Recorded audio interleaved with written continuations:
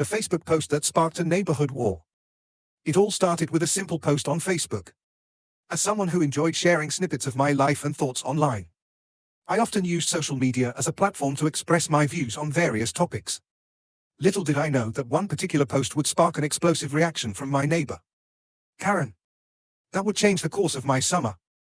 The post in question was about a recent incident at our local park, where a group of teenagers had vandalized some public property.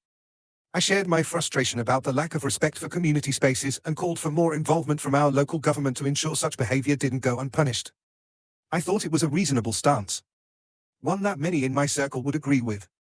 However, as soon as I hit post, I felt a strange knot in my stomach, a nagging feeling that perhaps I was stepping on some toes. Karen had always been a bit of a character in our neighborhood, a middle-aged woman with a penchant for drama. She had a reputation for being vocal about her opinions, often to the point of being overbearing. I'd had my share of interactions with her, and while we weren't friends, I believed we maintained a civil relationship. However, I soon learned that this post would ignite a fire that would burn brightly in the days to come. The next morning, I woke up to an avalanche of notifications on my phone. Friends and acquaintances were engaging with my post, leaving supportive comments and sharing their own experiences.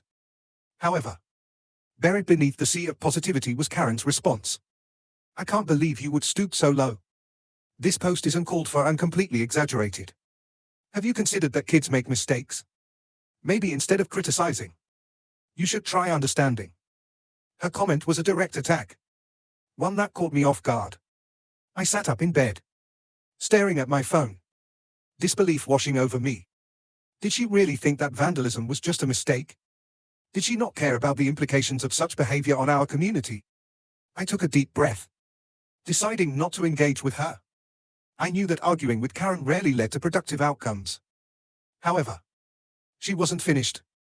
Over the next few days, she continued to comment on my post, bringing her friends into the fray.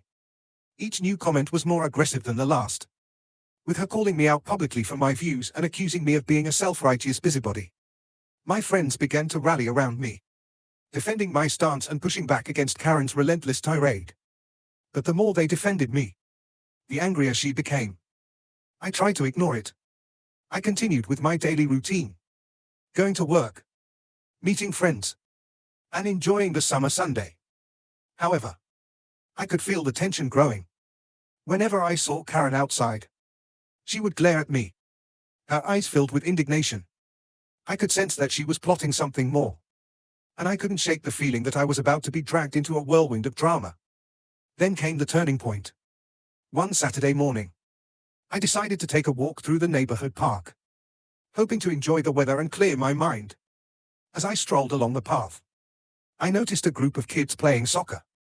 Their laughter filled the air, and for a moment, I felt at peace. But that peace was short-lived.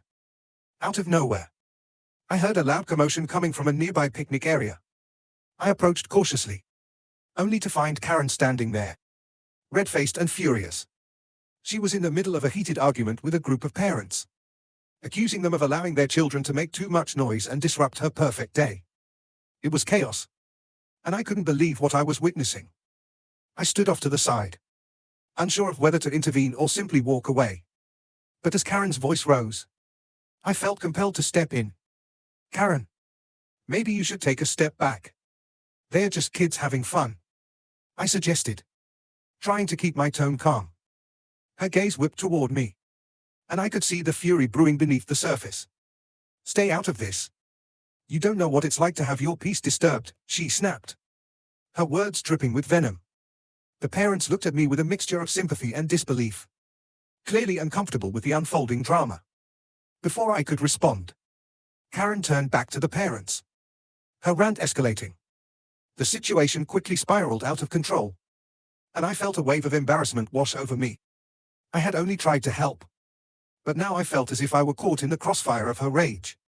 After a few minutes that felt like hours, the parents decided to leave, shaking their heads in disappointment as they gathered their belongings. Karen, still seething, stomped away, leaving me standing there, bewildered and frustrated.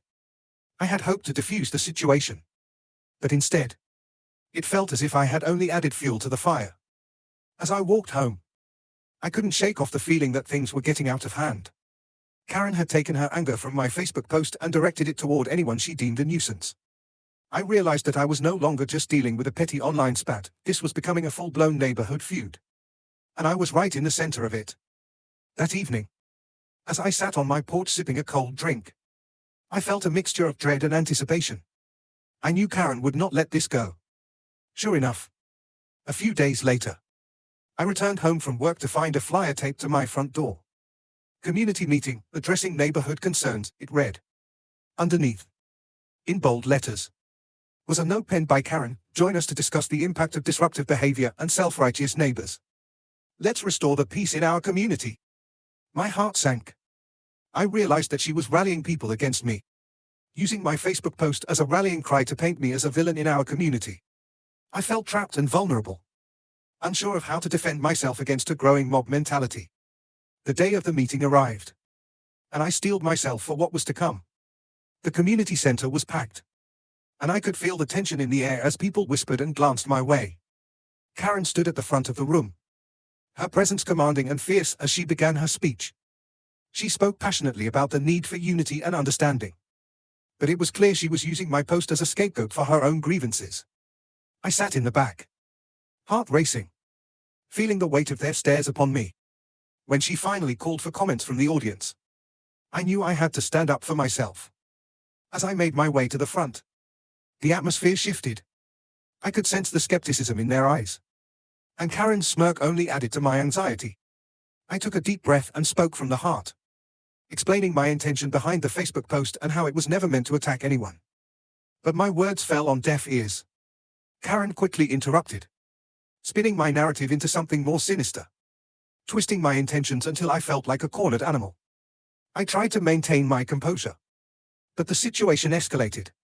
Eventually, several people began to shout over each other, and the room erupted into chaos. I felt the sting of betrayal as former acquaintances and neighbors turned their backs on me, influenced by Karen's manipulative rhetoric. I was overwhelmed by the weight of their collective judgment and hostility, and I knew I had to leave. After that meeting, things only got worse. I was ostracized in my own neighborhood, the victim of a campaign that had spiraled out of control. I received messages on social media from people I barely knew, criticizing me and demanding that I apologize.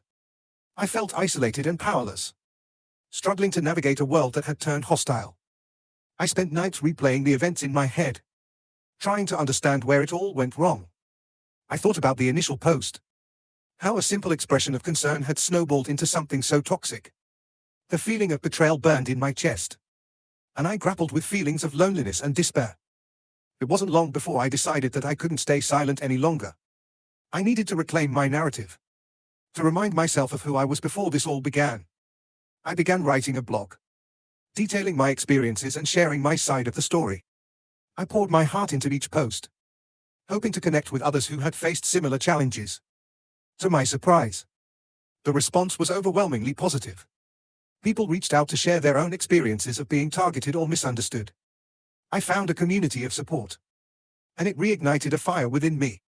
Writing became my catharsis, a way to reclaim my voice and stand up against the tide of negativity that had engulfed me. Through my blog, I began to raise awareness about the dangers of mob mentality and the importance of empathy in our communities. I wrote about the complexities of human interactions, emphasizing the need for open dialogue instead of hostility. Slowly but surely, I began to rebuild my reputation, one post at a time. As the weeks turned into months, I noticed a shift. While Karen continued to stir the pot, her influence was waning.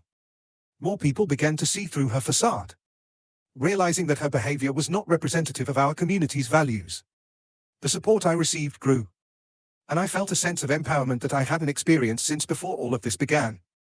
Finally, the moment came when I was invited to speak at a community event focused on fostering understanding and collaboration. I stood in front of a crowd, heart pounding but determined to make my voice heard. I spoke passionately about the importance of compassion and the dangers of division, sharing my personal journey and the lessons I had learned. As I concluded my speech, the room erupted in applause. It was a turning point, a culmination of my efforts to rebuild my life and restore my sense of belonging. I realized that I had transformed my pain into purpose, using my experiences to advocate for positive change. In the end, Karen's attempts to vilify me only fueled my resilience. I had faced down adversity and emerged stronger, wiser, and more compassionate. The experience taught me that sometimes the fiercest battles are fought not with anger, but with understanding and kindness. As I walked away from that event, I felt a sense of closure. I had taken back my narrative, turning what had once been a painful chapter into a source of strength. I was ready to embrace the future, armed with the knowledge that I could weather any storm that came my way. And I knew that no matter what, I would always stand up for what I believed in, ready to face whatever challenges life threw at me next.